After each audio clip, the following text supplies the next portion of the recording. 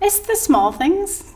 It's dinner with my dearest, it's conversations with people, and it's in my case, reading. I mean, joy. I don't reserve great joy for great events, but I will say this: the range is big.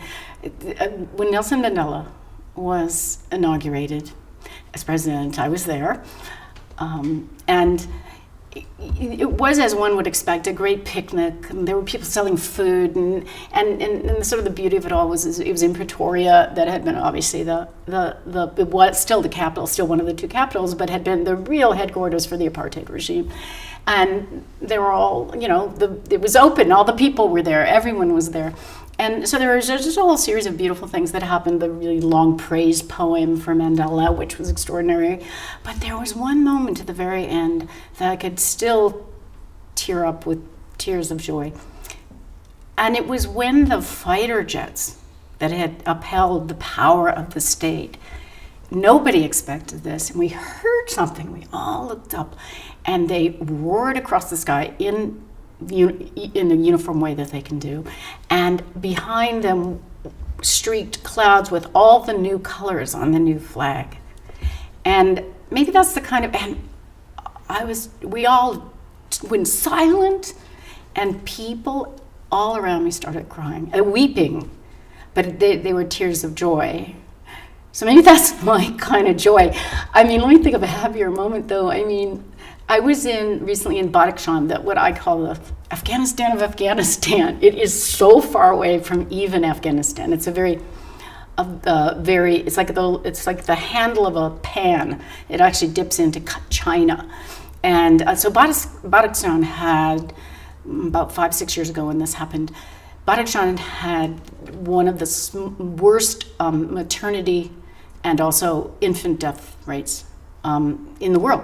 You could look it up on, in the UN figures, and it was right down there in the vying with, I can't even tell you, one African nation.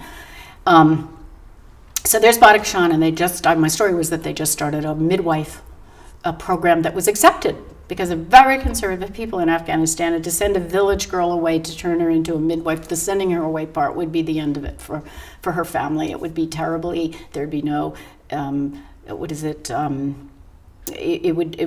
would throw a shadow on the family. What could she be doing? That sort of thing. But anyway, they worked out this program that was worked out where the girls became voted in by the village. So the village was responsible for them. So the honor went to the girl who was going away and then coming back. And so it was working really well.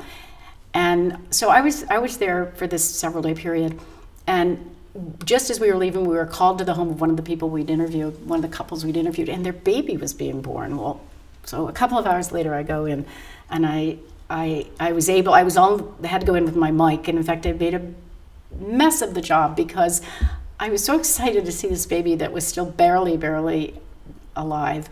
And the mother and the grandmother were there, and it was the first time they'd ever had a child in their long extended family. And as they had told me earlier in an earlier interview, they'd lost babies. One auntie had lost eight children through childbirth, and they'd lost mothers and sisters and daughters. And they looked down at this baby, and the grandmother said, "This is a golden child." And those are things that, like, I guess I'm kind of strange, because joy for me is always mingled with with a little strange sadness, a little strange sense of something emerging out of nothing. I mean, out of badness, in some great little moment where everything actually is pure and beautiful and right.